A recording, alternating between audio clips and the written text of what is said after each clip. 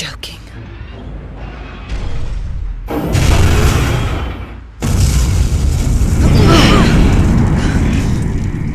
Oh man, let the good times roll. I hate to see your idea of a bad time. Open fire! Go! Well, I've been gone for a while. I released an update just to let everybody know what was going on. Well, those setbacks are out of the way. It's time to talk about a real gem, Binary Domain. Well, this game sold really badly on release, so the odds of us getting a sequel are extremely low. Now, the review for this one is around 13 minutes. The rest of the spoilers, I'll have a spoiler warning on screen. Well, I've got nothing else for this intro, so let's go! Binary Domain was first released in Japan on February 16, 2012. These are all released in 2012, so I'm just going to say the dates. Next released in Australia on February 23rd, then released in PAL territories on February 24th, and in North America on February 28th. It was released worldwide on PC on April 27th. Binary Domain was developed by Ryuga Gutaku Studio, which is a Sega studio, most notable for developing the Yakuza series. Living by our own judgment. But this is nothing like Yakuza. General Director Toshiro Nagoshi said that the theme he wanted to explore is life, especially when it was expressed through the use of robots. The game refers to the Hollow Children as robots, but they're actually androids or cyborgs. I'm a cybernetic organism, living tissue over a metal endoskeleton. よーく見るんだ。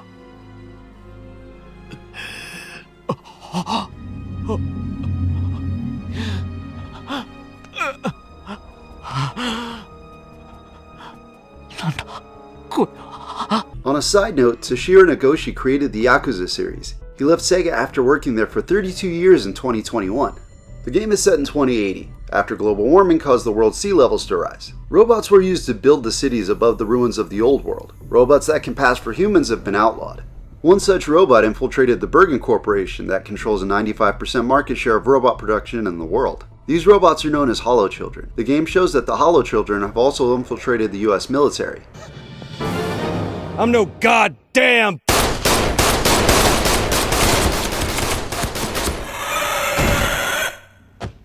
Hollow Children don't know they're robots. Their purpose is unknown. The head of the Amada Corporation, Dr. Amada, is the only suspect. He's the only one with the knowledge and resources to build the Hollow Children. The International Robotics and Technology Association was created to enforce the international laws regarding robots. In 2040, the New Geneva Convention was signed by world leaders regarding concerns of what could be done with robots. Hollow Children violate Clause 21, which bans the creation of robots that look like humans. The RTA are nicknamed Rust Crews, and they're the ones sent to arrest Dr. Amada. In Binary Domain, you play as First Sergeant Dan Marshall, former US Special Forces. He's nicknamed the Survivor. Not since they started calling you the Survivor. Worst day of my life. Hey, wasn't my idea. Move out!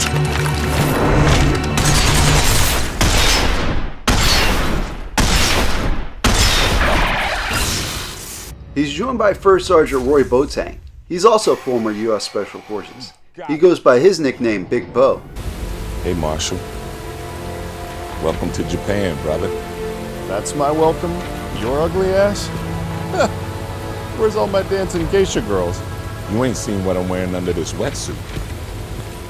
The two of them are from the United States. They entered Tokyo by sea. Don't forget, the world was flooded. Dan and Bo are just part of the team. They make their way past the seawall and into the lower city to meet with British, Chinese, and French teammates. First, they meet with Commander Charles Gregory, leader of the operation. So, you must be Charlie. It's Commander Charles Gregory to you, thanks. British Division. Yeah, XMI-6, right? In his squad is also First Lieutenant Rachel Townsend. Fire in the hole! Shit! Whoa! The Chinese squad consisted of 3, but only First Lieutenant Fei Li survived.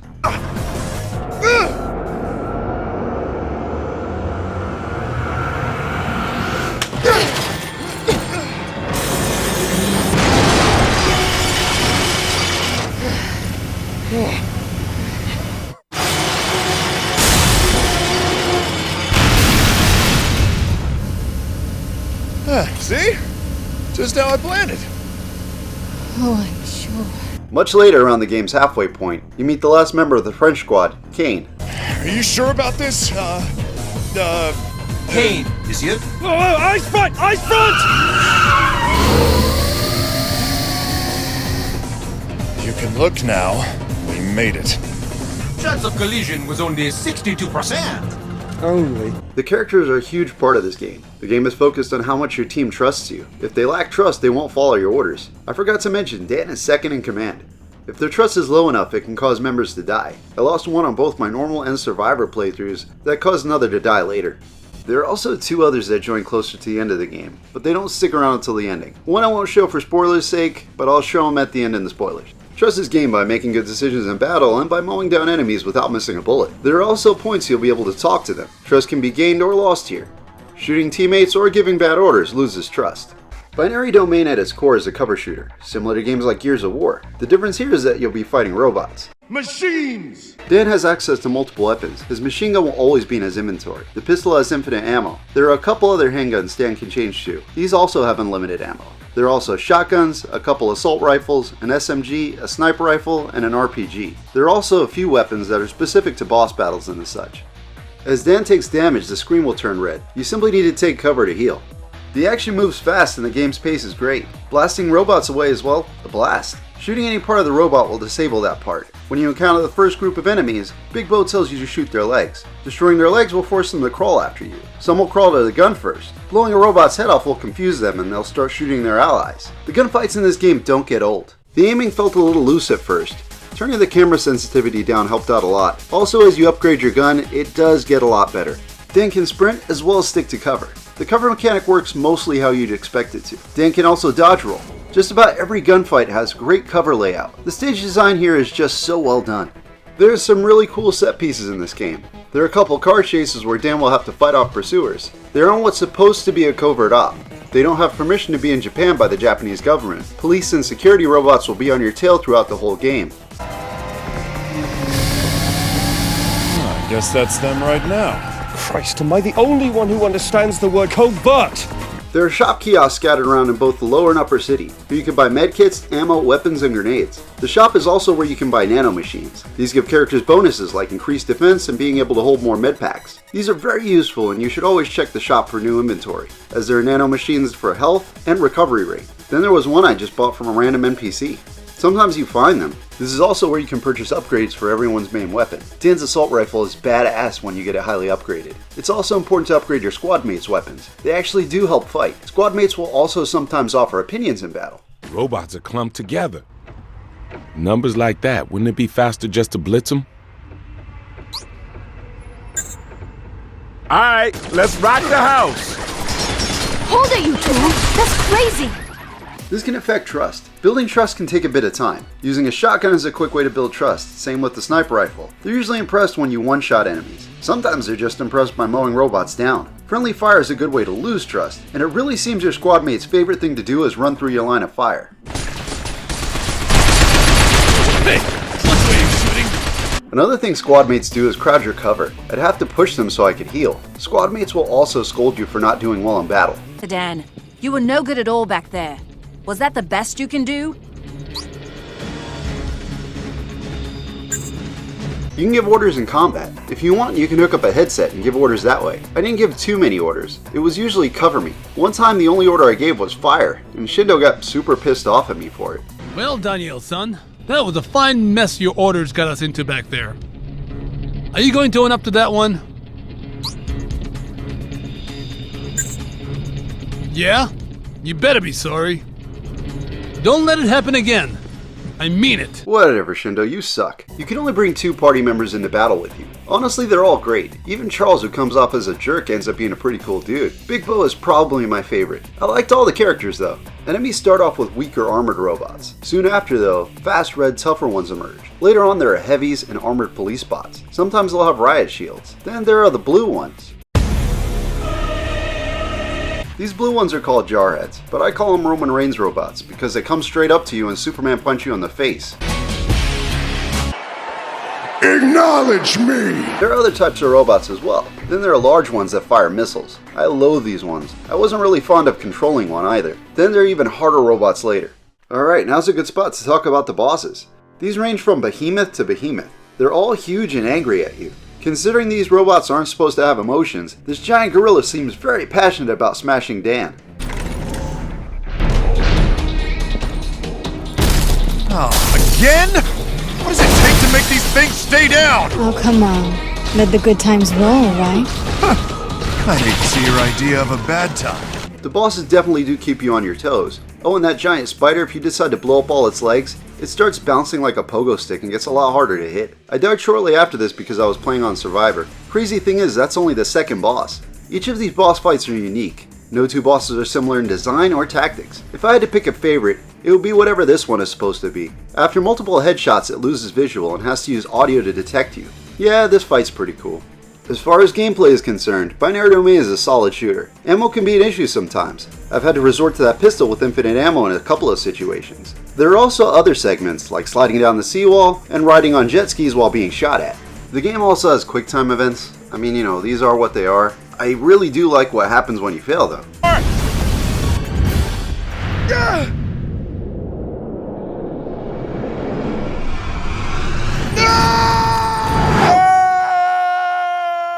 From a presentation standpoint, Binary Domain looks phenomenal. I was surprised to see how well the graphics hold up. The game's opening moments start off by showing how good the rain looks on the ruins of old Tokyo. The lower city itself looks great, even though it's destroyed. The upper city is bright and colorful compared to the destruction below. The many parts of Tokyo you'll be visiting all just look so good.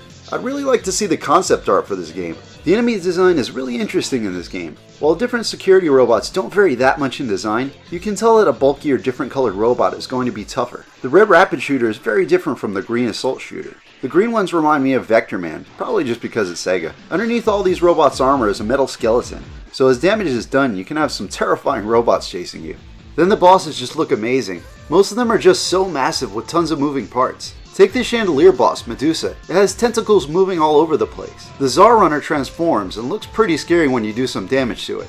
The cutscenes are just awesome. This game is like playing a Michael Bay movie. Crazy explosions and car chases. Kane is a badass in the cutscenes. I wish he was like that in the game too. All the bosses get some sort of grand entrance. The cutscenes towards the end drag on a bit long though. Some slowdown does occur, but not much. It does when there are a lot of enemies on screen and they're all getting gunned to pieces. I only noticed one instance of screen tearing. When my son played it, he said the game needed a 60 FPS, but he got used to it pretty quickly. The soundtrack is actually a good one. The music tracks are a bit difficult to hear with all the action. I don't want you to think you can't hear it at all, but listening to it outside the game is the only way to really hear how good it is. In-game it does its job well. There are a lot of fast electronic beats that really keeps the action moving. Guns sound good too. You hear lots of different gunfire in gunfights. A lot of them just feel nice to fire because of how they sound. So many explosions in this too. It's definitely a plus they all sound good. As far as sound effects go, they work well with everything else to make this such a great action-packed adventure.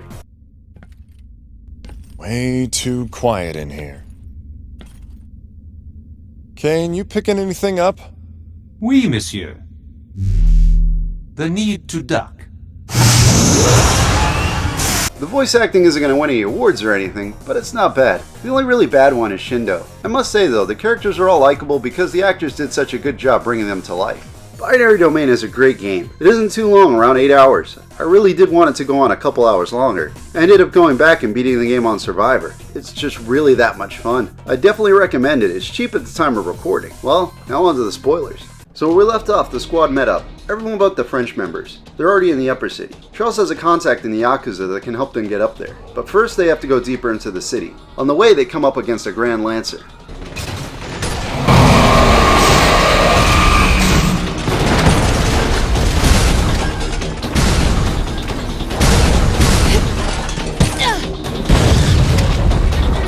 After the Grand Lancer is defeated, they move on to the rendezvous point. When they arrive, Mifune isn't there, but he's watching them through the robot in the sushi bar. We don't have time to piss about. Where is Mifune? He's here. What? He's watching us through this scrap head.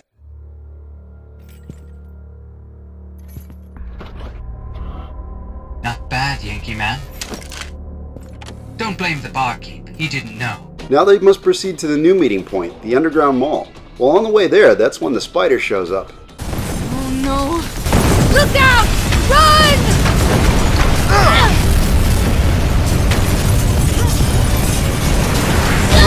When they arrive in the underground mall, the squad meets up with Yuki. She works for Mifune. Never seen anyone beat a spider before. Oh, what? That thing? That was nothing, right? Yeah. Bring it on. The bigger the better. In the mall, Charles and Dan find Mifune's men captured a hollow child. Mifune's goons aren't very nice to it. Dan ends up having to gun it down when it gets a hold of the pistol. From there, they head in to meet Mifune. Charles asks Mifune for a safe way into the upper city. Mifune tells him there is no safe way. He then proceeds to tell him the least dangerous option. Then security robots track them to the mall. Yuki leads the squad to a secure area where jet skis are waiting for them. Alright! The squad then fights their way to the sewage treatment plant. Inside, they reach an elevator that leads to the upper city. Now that they've finally made it, it's time to meet up with the French team. They then notice a van being chased by the police. And yeah, that's them. They quickly make their way to the freeway. Do not just stand there, mes amis. Hurry, get in! So, you must be Jean. What the hell did you do to get the cops after you? Jean and Kane are in the van. Jean is the leader of the French squad. There was another member, but he died in a car accident. Now they have everyone after them. During the police chase, the van wrecks avoiding missiles. Unfortunately, Jean doesn't survive. Kane is now part of the squad. They now need to make it to the Amada Corporation HQ. They're able to escape into a nearby building. On the roof, they plan to zipline to another building. Detective Kurosawa, who's been pursuing them, snipes the zipline when Dan and Faye are crossing.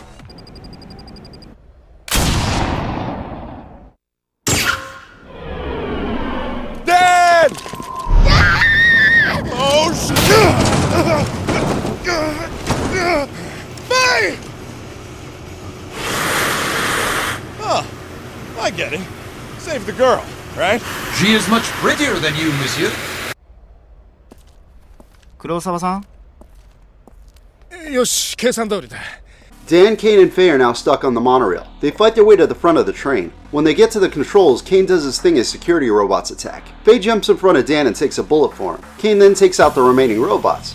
Faye is injured, but she can still fight. Now they have another problem. There's a giant robot gorilla on the tracks. The trio is able to escape the train as it flies off the rails with the gorilla falling with it. Now they have to fight more security. Once it seems like they can get a break, the gorilla returns. The squad is able to defeat the giant robo-ape. However, it isn't the end of it.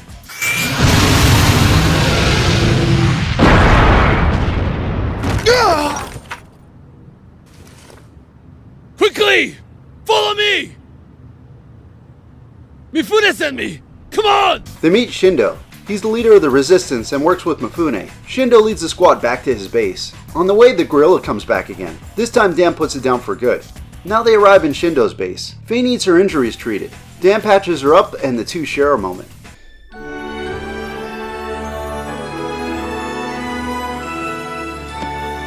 Hey! Wait a minute! Let me go! Stop! One of Shindo's people turns out to be a hollow child. It makes all the other robots in the base turn on the humans. They quickly make their way to a truck in the back and make their escape. Alright! Are you ready to go? Oh, shit! Just drive!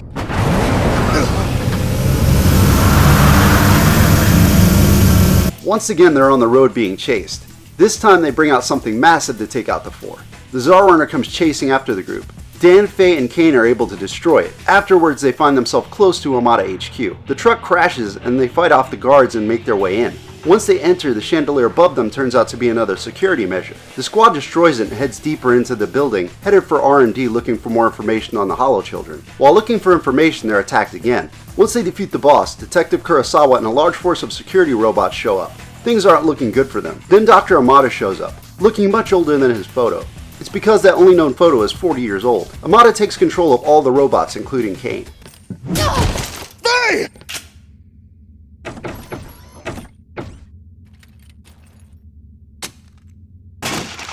Kane, you useless son of a bitch. Bonsoir, monsieur. Dan wakes up in a strange room with Shindo and Detective Kurosawa. Strangely, they still have their weapons. They also didn't take Dan's communicator. Before they can finish arguing, tons of failed Hollow Children come after them. The three fight their way to an elevator to escape. Okay, this part is pretty stupid. They can all easily escape, but Shindo just decides to die. There's no way to save him. He isn't saving anyone. He just stays.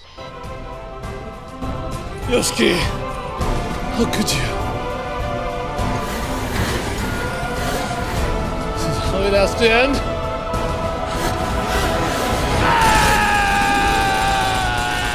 I mean, I guess it's possible he survived, but we'll never know because there's no way in hell there'll ever be a binary domain 2. Anyway, Dan and Kurosawa bump into Charles, Bo, and Rachel. The Major informs them they have 15 minutes before missiles strike the Amada building. They have to quickly destroy the satellite dish on the roof. Amada shut down robots all over the world, so that dish has got to go. They encounter a robo-wolf on the roof. The wolf pulls Bo down. Dan destroys the dish. Somehow Bo survived. They don't have much time to celebrate though. The entire building is coming down around them. The squad narrowly escapes, but they're safe for the moment. Dan wants to rescue Faye, but that's when they tell him Faye is a hybrid hollow child. Female hollow children can be impregnated by human males. Faye's mother was a hollow child. They find a dead body in a weird coffin. It turns out that's Amada. The one Dan encounters is a hollow child. Now the mission is to eliminate Faye and destroy Amada's supercomputer. They encounter Robo Amada and Faye. Robo Amada explains that the goal is to replace humans with hybrids since they never get sick and are superior to humans. Faye knows what she is now. She also knows that they're there to kill her. Dan doesn't want to hurt Faye as he cares for her. Faye fights the squad. Even as Faye tries to kill Dan, he spares her by fooling everyone. I'm sorry.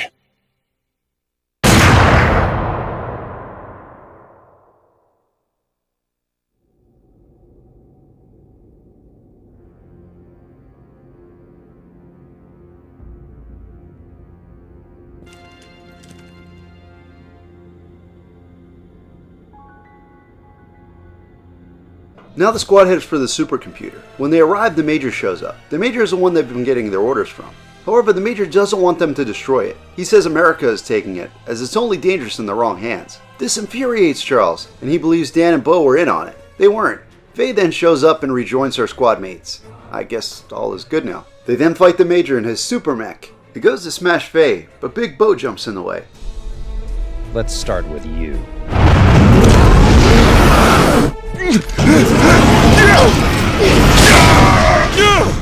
Bo! Ain't right to hit a pretty woman.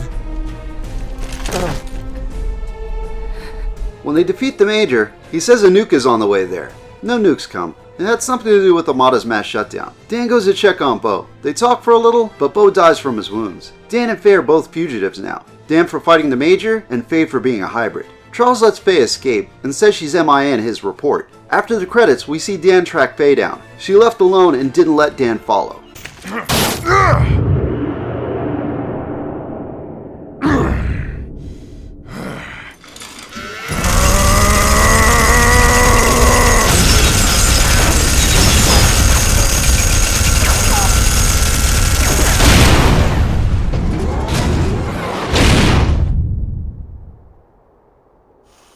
You need to cover your tracks better, farm girl.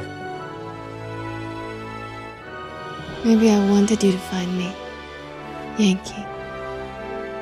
That's just one of the multiple endings this game has. Toshiro Nagoshi has expressed interest in making a sequel to Binary Domain, but the game bombed at release, which is a real shame. Well, at least we got this one, and it's one hell of a ride.